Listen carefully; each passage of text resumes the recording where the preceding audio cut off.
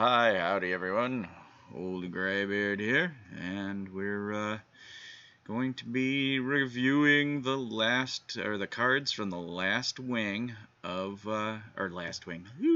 third wing, Wing Three, of the League of Explorers. With me today is Shaunak, and we're gonna start off with the Huge Toad. Alright. He's a 2-mana 3/2 with a death rattle, deal 1 damage to a random enemy. What do you think of this guy, Shaunak? Slightly worse than the Flame Juggler in terms that the death rattle can be silenced. Slightly better than Flame Juggler in terms that it can trade up with a 3-mana 4/3. Slightly better than Flame Juggler because it is a death rattle minion and death rattle synergy is real. Battlecry synergy cards have begun to be introduced. Like you saw a couple, like crowd favorite was one in TGT. That was kind of like the tip of the iceberg of the possibilities that is Battlecry mechanics. Yeah. But the thing is, Battlecry mechanics forces you to play certain minions at certain times. Exactly. People are already so completely consumed with playing on curve. They don't care about it's because at that point, if you want a Battlecry minion to play off on a specific turn to trigger the Battlecry benefit, thing is, it might not be the on curve minion for that turn. So then you're kind of giving up the advantage of playing on curve for the advantage of getting the Battlecry synergy, which is bad. On the other hand, you're almost always trading minions for board control, so Death Rattle synergy is much more preferred than Battlecry synergy. It's just overall solid card. It will be definitely picked in arenas. It's a beast. That's a huge tag. That's the point. It is an auto include in every hunter and every arena deck. Every hunter and every druid arena deck. Like, you see this card, if you don't have at least 6 2-drops, you pick this card. Yep, I just wanted... I agree. I just was going to try to throw in the beast tag, but you got it. Alright. I'm going to go ahead and jump right to our next contestant.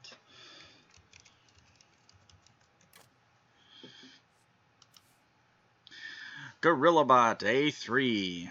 It's a 4-mana 3/4. It's a mech, and its battle cry is, if you control another mech, discover a mech. I like the fact that you can discover any mech with this. Legendaries, everything. So I just think it's a pretty rock solid card. I'm going to slip it into... I can't find this card. Gorillabot A3. Is it a 4-drop? Yep.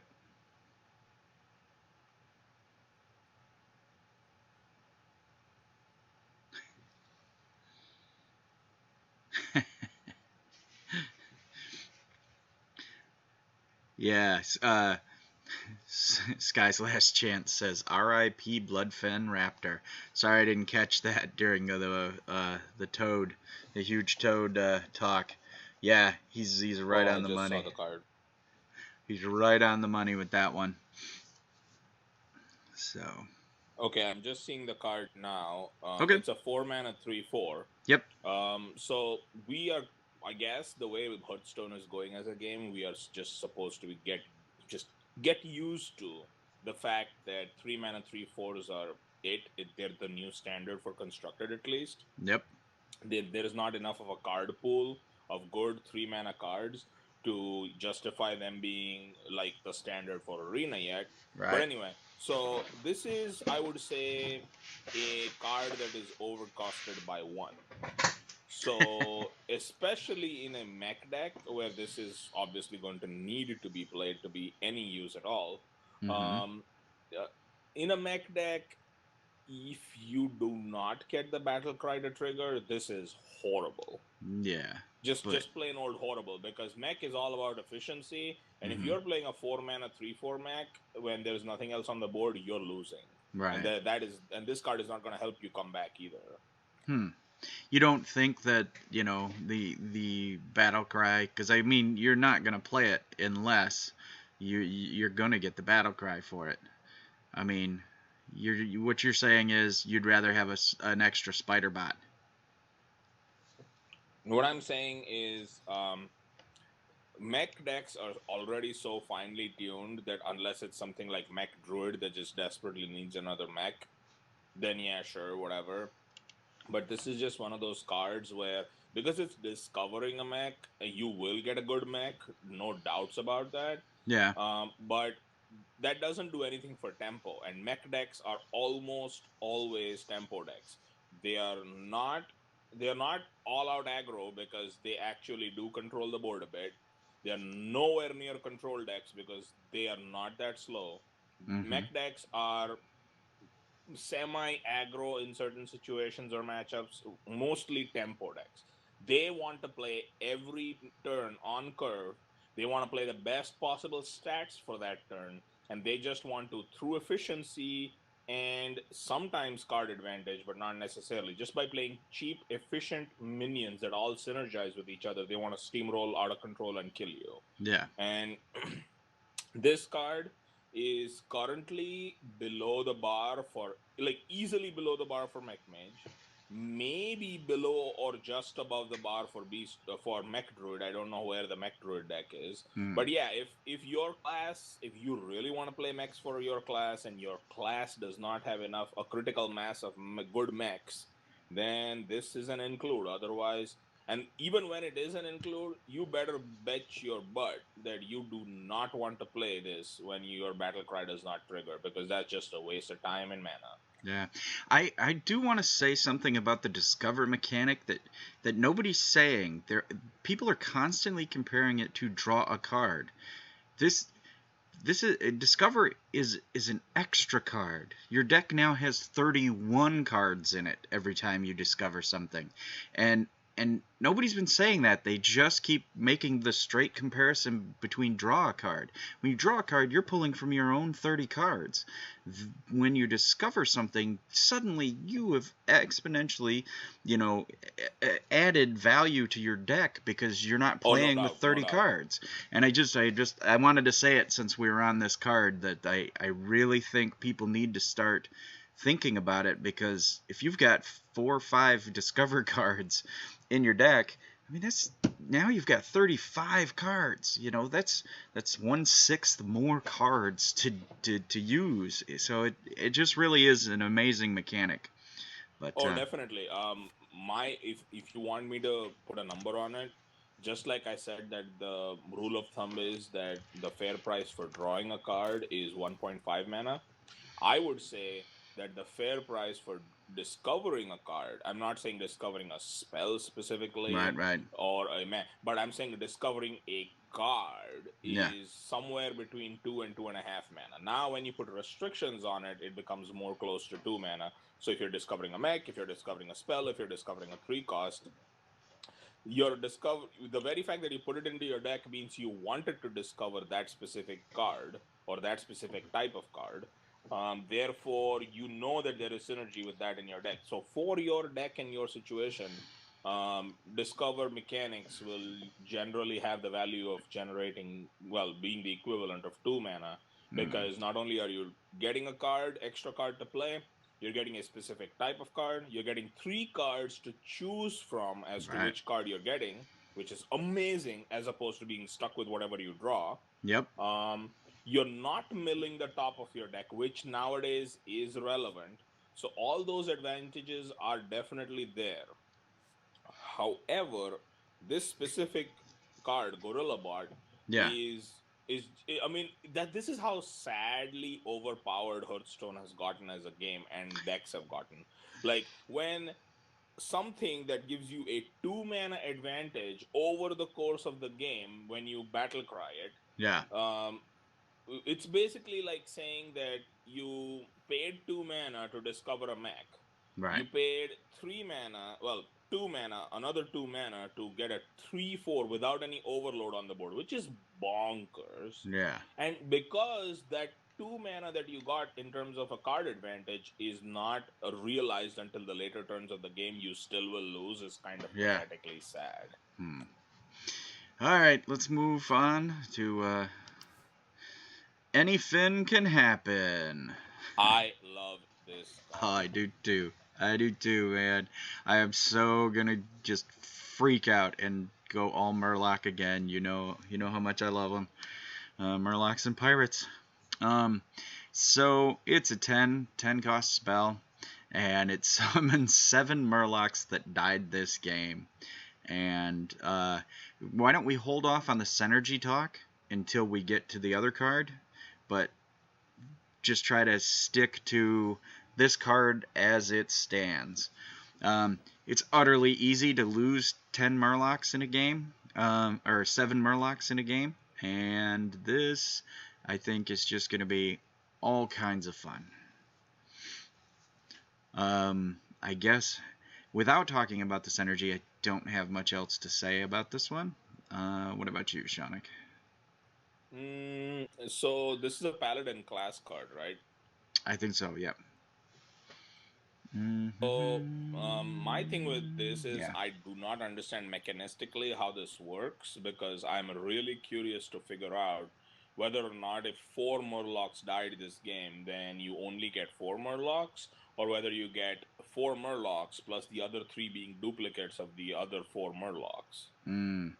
I'll bet mana crystals that it is indeed going to be you get 4 Murlocs that died if only 4 Murlocs died in the game. I'd be willing to bet pretty big on that. See, I'm hoping for the other one, because I just want to kill Murkai, and then I just want to resurrect 7 Murkais and just one shot kill you. That way I don't have to play Murlocs, but I can play one old Murkai, and I can play anything can happen, and I can play 2 anything can happen for all I care. Yep. But unfortunately, that will not work if my opponent is a Murloc deck, because I'm pretty sure it summons their dead Murlocs as well. Yeah, only the number that died, and you or your opponent, whichever died. So if you're playing Murloc on Murloc, let's see, by round 3 there's 7 dead Murlocs usually. So Murloc on Murloc action. Yep, exactly. So, where is it? Anyway, never mind. I've got something for later on. We're getting to the point in the show where I might start doing some giveaways. Nice. And we've got some Murloc merchandise. Anyway, yeah, let's go ahead and move on. But yeah, you do realize this essentially means that there's a gun to our head to rematch the Pirates versus Murlocs, right? But there's not enough new pirates, I don't think, to really do it. Yeah? Buccaneer, Skycap, and Crag.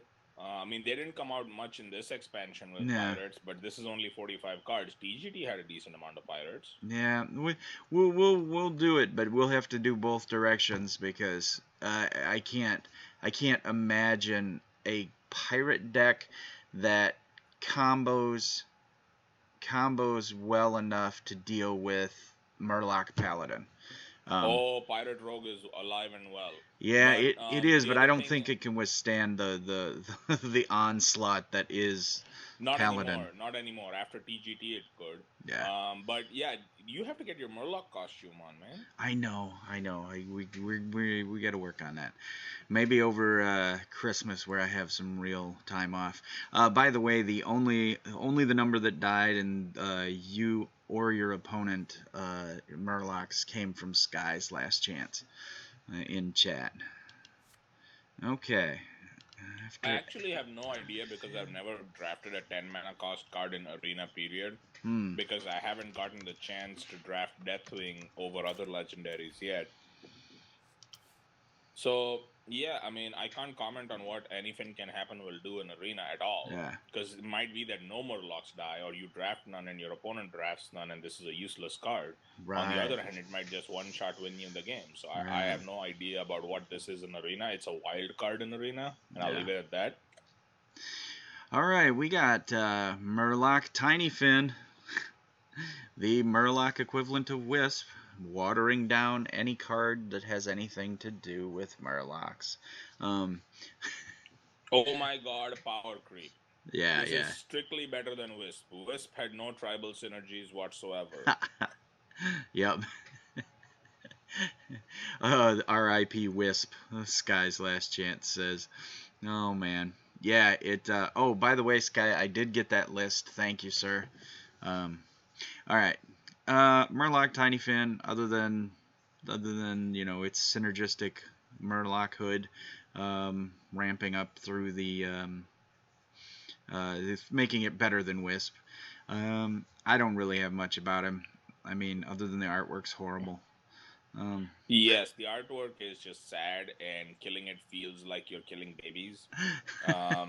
So trading into it is basically like I lose a shard of my conscience every time I run into a tiny fin. A little bit of Um, your soul breaks away. Yep, essentially.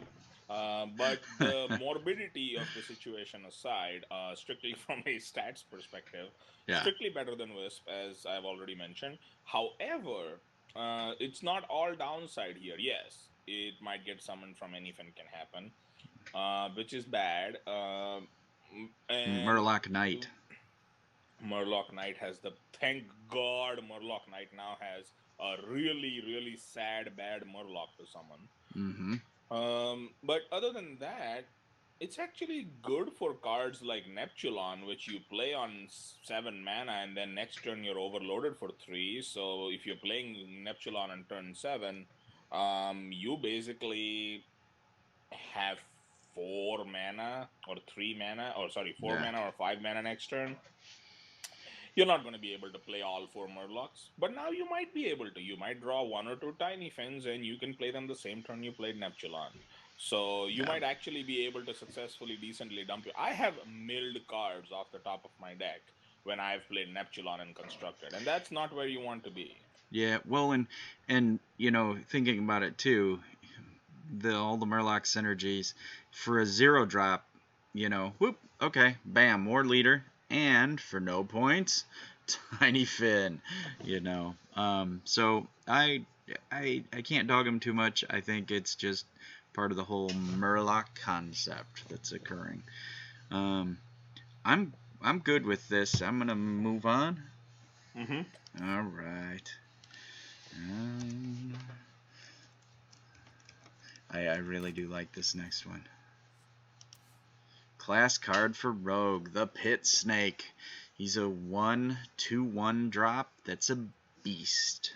So I'm digging this card. Its power is destroy any minion damaged by this minion.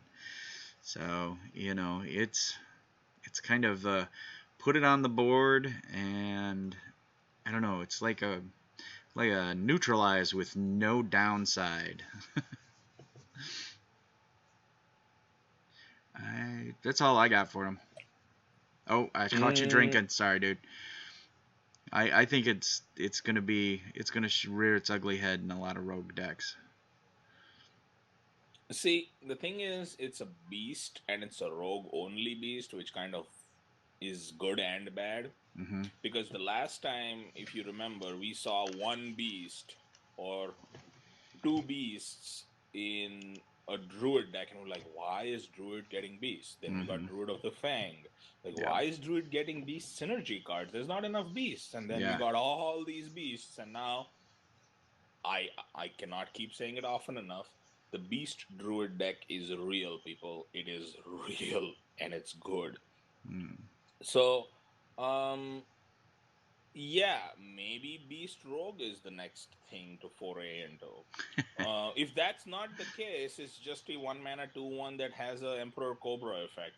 Personally, anything with 1 health, I would rather it be a 1 mana 1/2 with the same effect, because 1 health is so fragile. Anything, including a hero power from good classes, can kill it. Yep. Guess what? The good hero powers that deal 1 damage are Druid,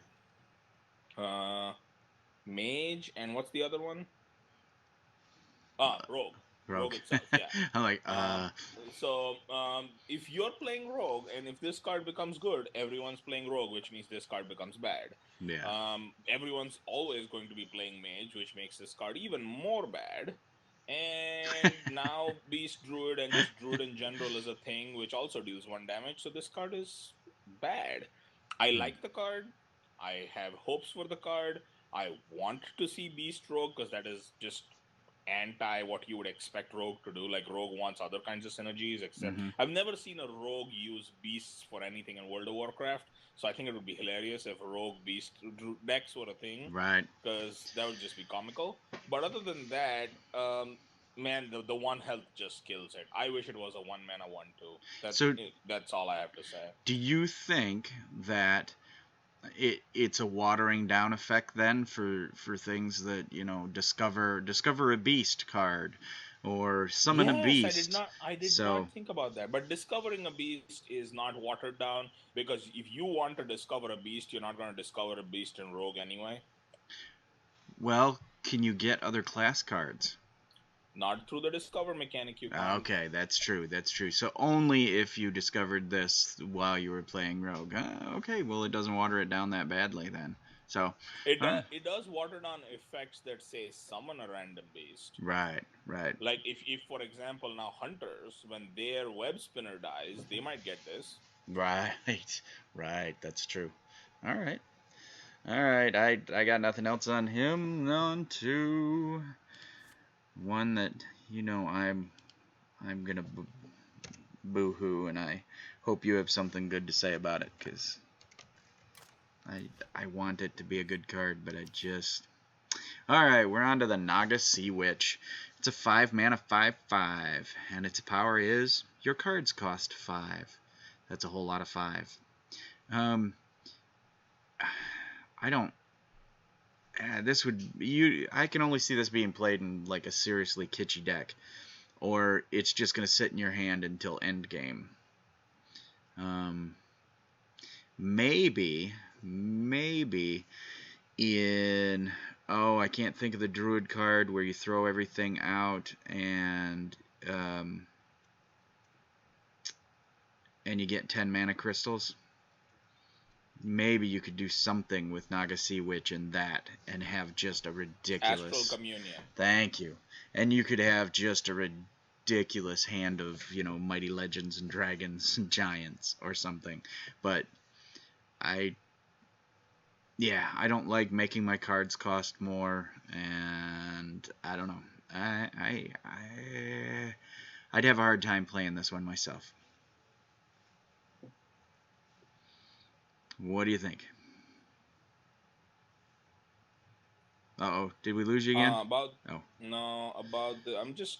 I'm very pensive about this card, because again, I do not understand mechanistically how this works in a specific interaction. Yeah. And I think I've talked about this with you at some point. How does this card interact with Aviana? Oh, interesting. I don't know, because it says your card costs 5, and hers says your minions cost 1. So I'm thinking, I hope, as in I literally hope, that it is not a factor of what is played first when. So I hope you don't have to play Naga Sea Witch before you play Aviana. Right. Otherwise, there is a problem, because what happens is when you play Aviana for 9 mana, your minions cost 1. Now, if you do that on 10 mana, you can still play Naga Sea Witch. Yeah. But when you play Naga Sea Witch, your cards cost 5. So I'm concerned that as soon as your cards cost 5, you can no longer coin or innervate. Right. You could go Aviana, coin, innervate, Naga Sea Witch, and then you would still have 2 mana crystals. But what are you going to do with 2 mana crystals if all of your cards cost 5, including the minions now? Right. So I think no matter which order they are played, when both these cards are on a Druid side of the board, if what this does is combinedly makes all spells cost a flat 5 Right. and all minions cost a flat 1. We have some maddeningly, and I mean maddeningly good potential. Yeah. Case in point, like I said, play Viana for 9 mana, play Coin, play Innervate, play Naga Sea Witch. Your minions still cost 1.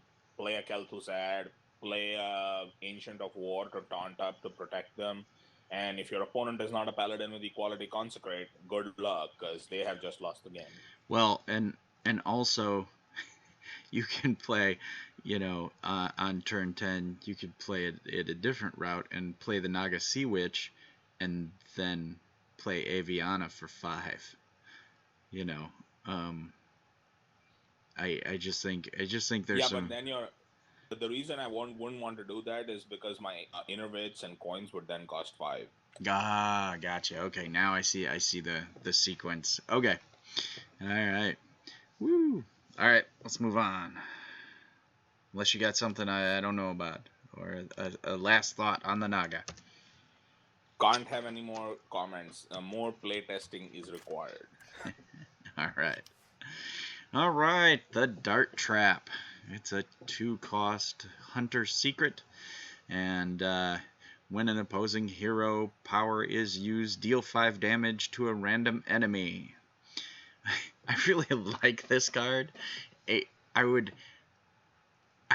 think it would be a little OP if it was specific to, if it was deal 5 damage to either hero or to minion, but the fact that it could go either way makes it just a wonderful coin toss, where it's like, oh, I've got the Dart Trap, and with Inspire and everything else that's out there, the hero powers are going to be used, and particularly once we talk about Murloc, Finley at the end here, but really I think this. I want to make a crazy hunter just secret deck. Anyway, that's my 2 cents.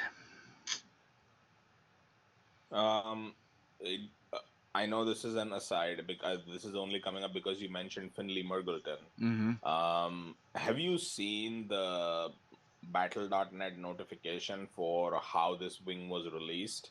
Like the Ruined City or whatever, play Ruined City now. You know how every time a wing opens up, they put out a web page? Yeah. I have not seen it, Have, though. Oh my god, it is hilarious in the sense that the image of the Murloc on the webpage, I don't know if it's Finley Murgleton specifically, it could Yeah. be. It's like the guy was completely injected with steroids and it's like a bulky, over muscled up Murloc. It's ridiculous. No, the image of Finley is not bulked up and such. So, anyway. But anyway, the Hunter card, sorry. Dart Trap. Yes, Dart Trap it has very specific uses for it to be awesome, but for said specific uses, it is almost beyond awesome. Let me explain. We all are going to keep on, the way Blizzard is going, we are going to keep on playing encounters. Encounters are essentially you're playing bosses. Bosses are Blizzard AI, and more and more and more bosses have auto cast hero powers, which means Inspire will happen. Right. Which means at the beginning of that opponent, aka boss's turn, they will trigger Dart Trap, which is a free removal for one of their creatures with 5 health or less. But Right. since you just ended your turn and they just began their turn, odds are you've done everything you can, just like we do in most boss encounters, to trade all their boss's minions off. Right. Which means there is a 50-50 chance that the only thing left on the boss's side of the board is the boss. We all know how horrendously difficult it is to hit down some of these bosses with 50, 60, even 90 health. Right. This is 10 extra damage. Throw 2 of these into your deck and you now have 4 kill commands. Right. Yeah, that's pretty good. Put a A few spell damage in there, because this should be cranked up by spell damage, right? It is a spell. Yeah. So technically, a Malagos or a Moonkin or anything else that pumps up the spell damage is gonna make this even crazier.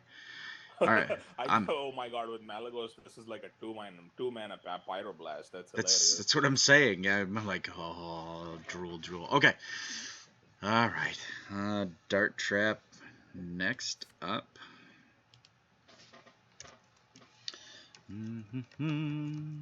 Oh, and in Constructed Hunter, it's scary too, because now with all the secrets that hunters play anyway, the hunter might just be having freezing trap, but you will never use your hero power again for taking 5 unnecessary damage. Exactly it. That's what I'm saying. It's the threat that, because after the first 2 times that you get smashed in the face with that, you're going to be like, oh, secret. Okay, I'll test it. I'll go out with a minion and bump into the hero. Oh, it didn't go. I know for a fact that now whenever I play against Cancer Hunter on ladder, I'm going to close my eyes and wince before clicking the hero power button. Exactly. All right. Every fin is awesome. 7 mana. Give your minions try again. Give your minions +2/+2, and it costs 1 less for each Murloc you control. Wow, what a card! I've already done the whole math on this one. Let me explain. If I may. Yeah, please do. If you have no Murlocs on the board, this is useless. So this is a conditional card. If you have 1 Murloc on the board, this is a 6 mana +2/+2, the worst buff in the game. If you have 2 Murlocs on the board, this is a 5 mana +2/+2/+2/+2. So 5 mana 4/4. Not horrendous, but borderline kings. Borderline kings for with spread over stats, let's say, because when you kings one particular minion, you usually may put it into BGH range. Right. So you're splitting the +4/+4 over, and it's 5. Well, it's 1 extra mana than kings, but you get the splitting effect, and it's for Shaman. Shaman doesn't have decent buffs like that, so great. Okay, nice.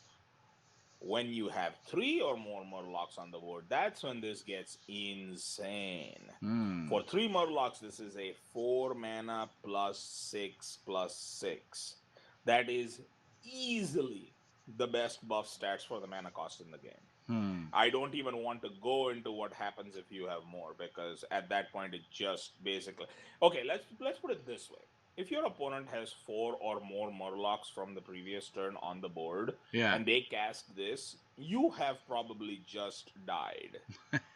I mean, there is just basically, this is the finisher. Yeah. This is the exact finisher that Murloc decks need to kill you 1 turn early before they know Flame Strike happens. So they can just dump their hand on you for the first 2 to 3 turns.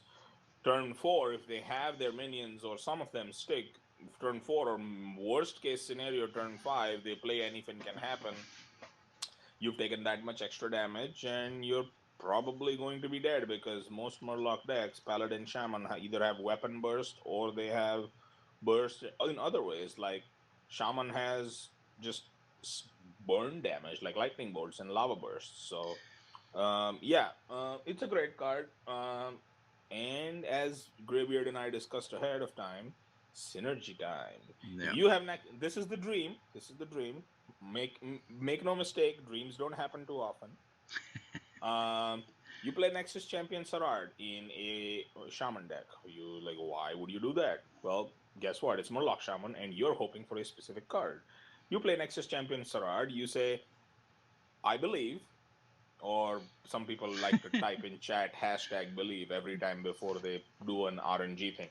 Yeah. I have seen streamers type in #believe before they pop a piloted shredder. That's how bad it's gotten. Anyway. All hail the mighty algorithm. Okay. Exactly.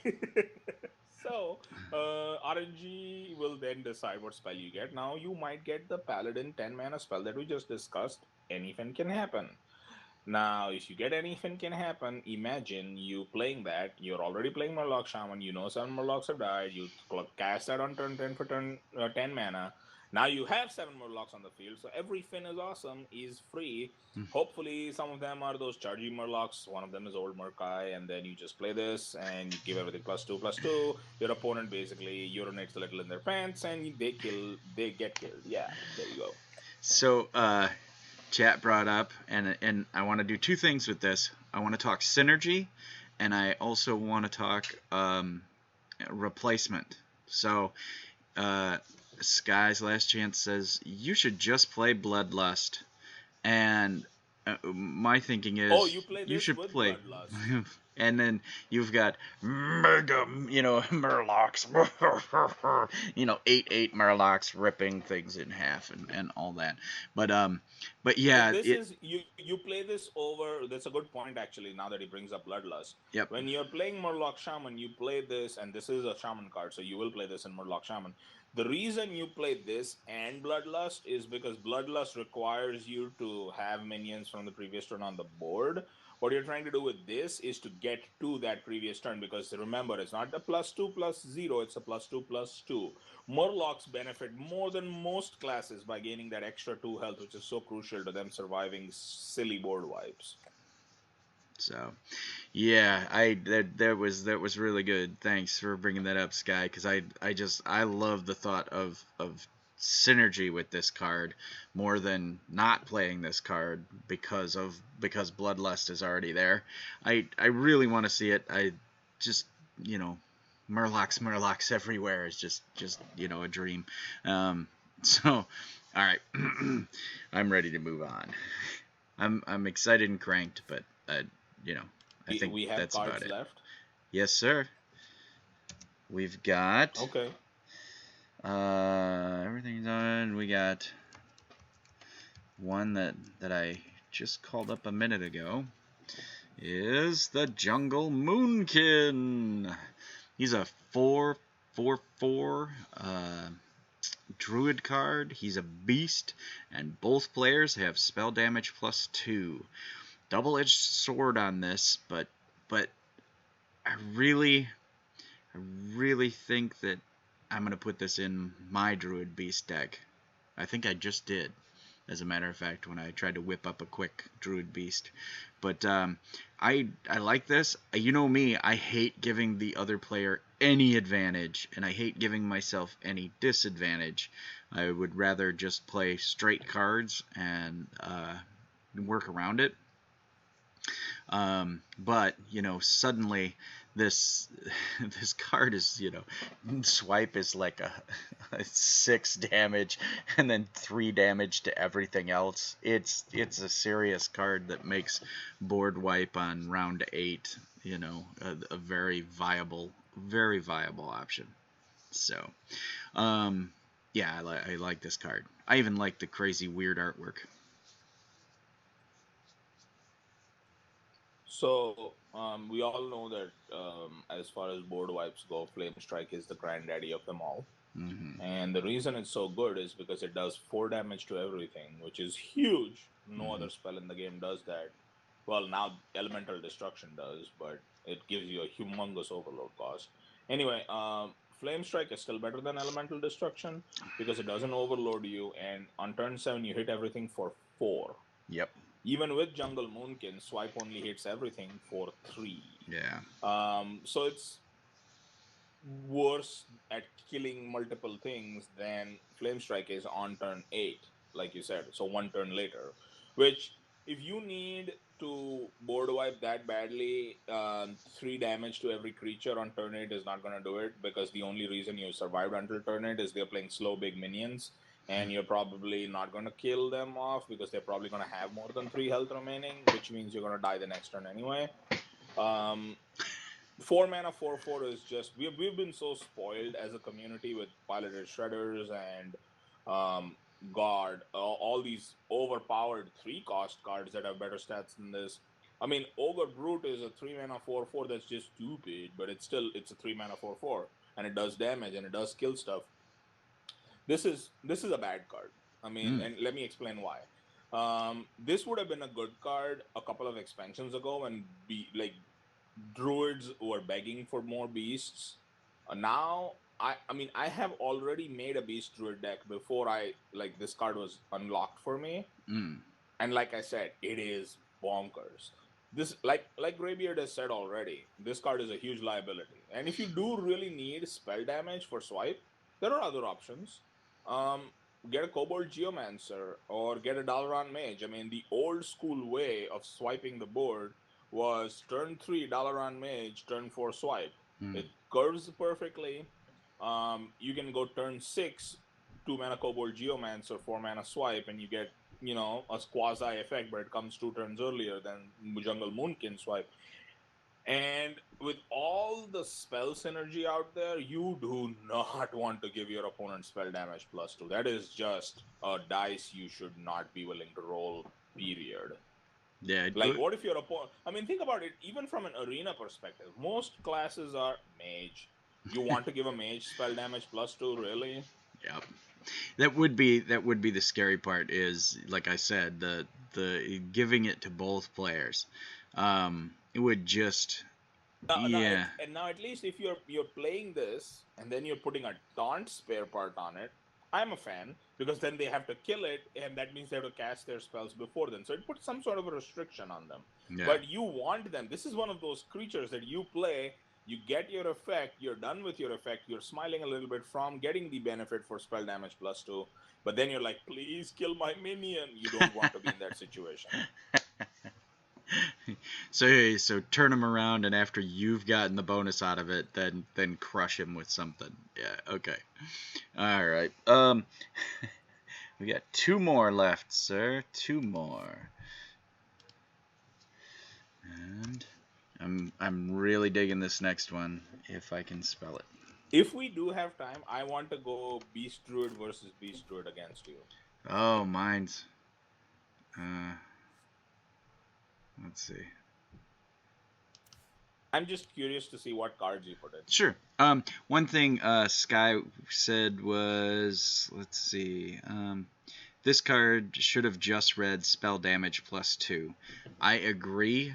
It would be a good card if it was just +2 spell damage. If this was a 4 mana 4/4, give only you spell damage +2. This card is hands down the most overpowered spell damage card there is. Well, particularly since it's a beast and a druid card. Oh, without it being a beast, it would be overpowered. I mean, Druid, Druid would definitely play this on turn 8 for the swiper G or whatever, swipe synergy. Yeah. Right, yeah. Yep. All right. On to Entomb. 6 mana spell, and it's choose an enemy minion, shuffle it into your deck. It's a priest card, and I want to say I would probably auto-include this in over half of my priest decks, because it's kind of a mind control, but you're adding the... I don't know, you add the minion to your deck, so you still have to draw it, but by this late in the game, the statistics on that have got to be pretty good that you're going to get to that card once you draw it. And you get, if the card has any kind of a battle cry, suddenly you've got that card's battle cry coming out again. I'm fascinated by this card, and I'm hoping that it works out. It works out well in Priest.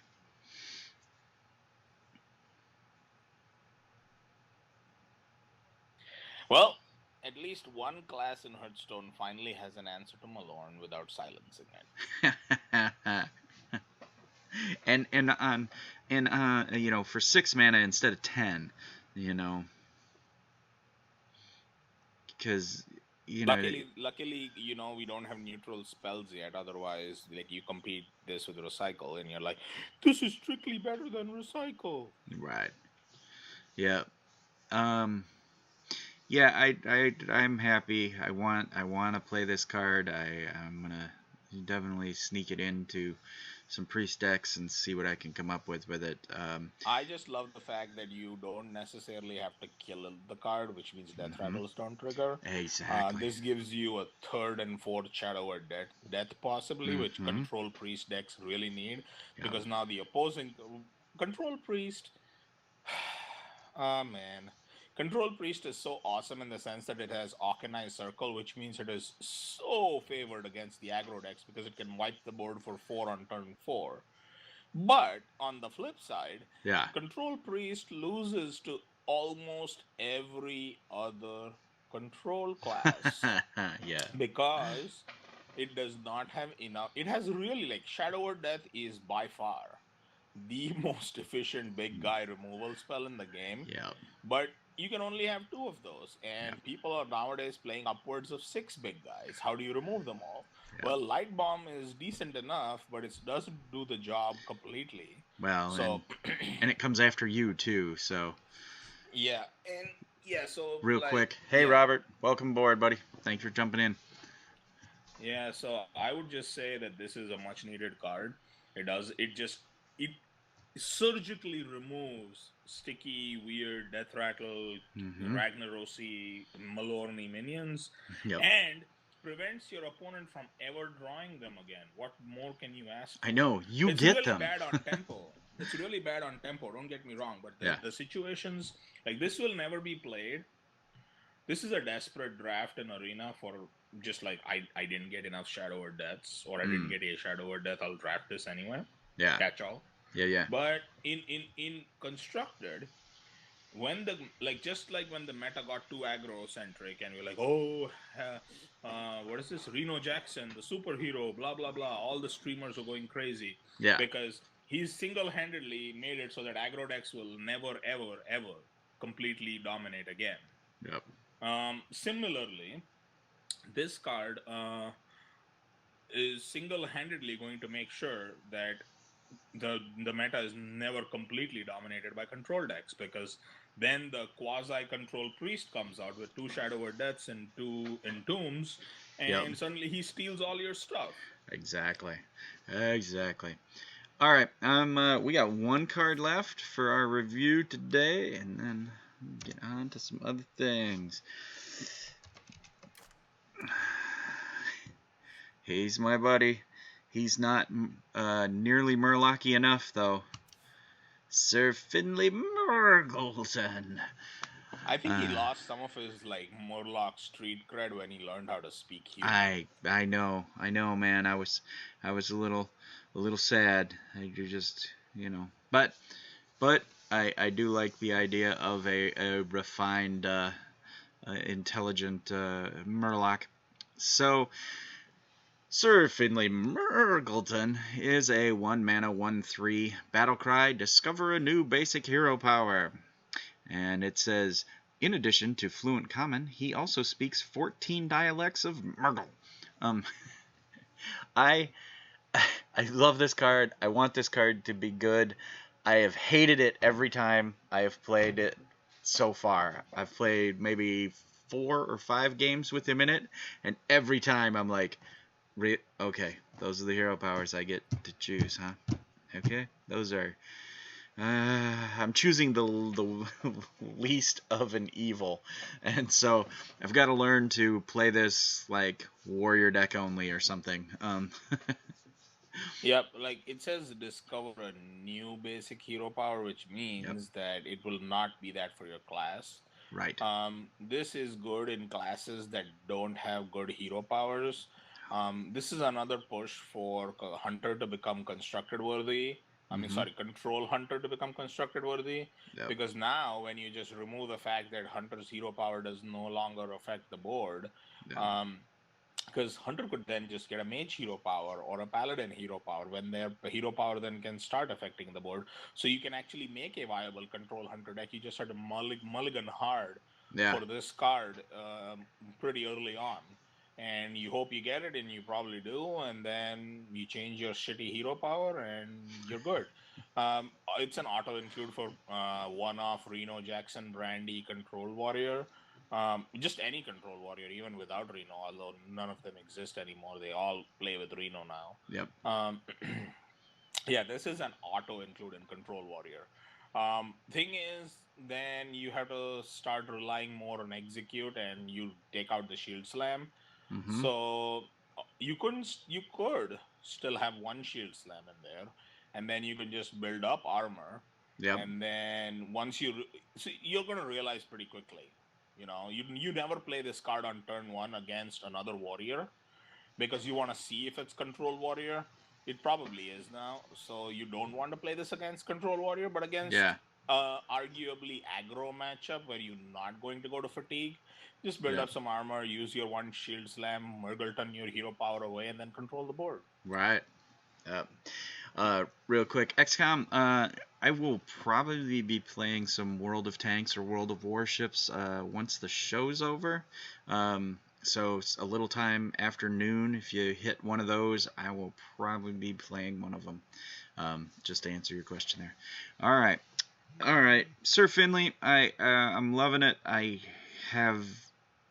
just think he's not going to get the kind of play because most hero powers are, other than warrior, really, boy, it'd be rough to switch out. Maybe rogue. Maybe might use this in a rogue deck, and then But then you can't play all the sweet weapon synergy cards that Rogue has. You can't get Rogue's Blade Flurry going. but then you don't.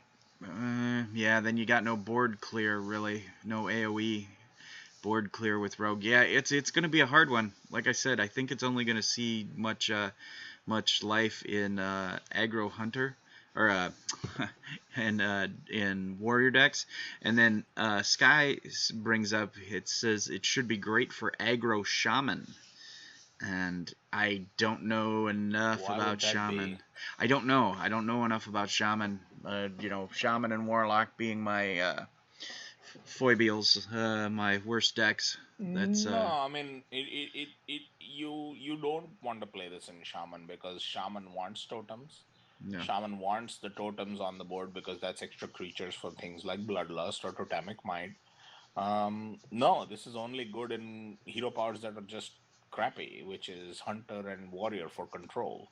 Like if Aggro Warrior existed, you Yeah. won't use it there. Right. If Aggro Hunter does exist very well, Yeah. you don't use it there. You use this for Control Hunter and Control Warrior specifically as of now. Yeah. So I would be interested, Sky, at some point. Let me know what your thought was on that, on why it would be. Aha. You want hero powers that do damage in aggro shaman. Oh, okay. I see what you're headed for. So then you would cut back on a bunch of the totem. Uh, um, you would cut back on a bunch of your totem synergies and whatnot, and then go all with more aggressive cards. Okay, yeah, I get it. All right, well, I'm going to wrap this up. What I'm going to do is I still got about, 30 minutes here of today's show. I'm going to do a little bit of an outro so Muddy can ship this off to old YouTube and whatnot. And I will cut out for just a second, and then we'll come right back in and monkey around with something for the next half an hour. All right. Give me just a sec and I'll be back. I'm not seeing an outro. Folks, he done did it again. Greybeard got so into his Hearthstone that he completely forgot to do a closing outro thing. So I guess it's up to poor old Muddy. Heavy is my burden. Well, check us out on Tumblr, Facebook, and Twitter. Also, the extensive archive we have here on YouTube of other videos. Lots of Hearthstone. There's some Card Hunter, some Shadowrun. There's a couple mud runs from me, which I was doing before I had to stop temporarily. And I think there's some other stuff too, but I can't think what it is. Anyway, it's all there on YouTube. Links to the websites I just mentioned are in the description, along with Greybeard's email address if you want to contact him directly. You can also watch Greybeard live on Twitch Thursdays and Fridays, 9 to 11 p.m. Eastern Standard Time, and Saturdays and Sundays, 10 a.m. to noon. Most of that is Hearthstone. Sunday is Switch It Up Sunday, where he plays all kinds of different games. And Sunday, 7 p.m. Eastern Standard Time, Greybeard and Dr. Gear are doing a zombie survival apocalypse type talk show. And even if you're not into the game being played or the topic being discussed, feel free to pop on in and just chat with Greybeard. He'd love to have you. If you like our YouTube videos, please hit like, and we welcome new subscribers. We love y'all. Anyway, I guess that's about it. May the dice and the card algorithm be with you. Peace, y'all.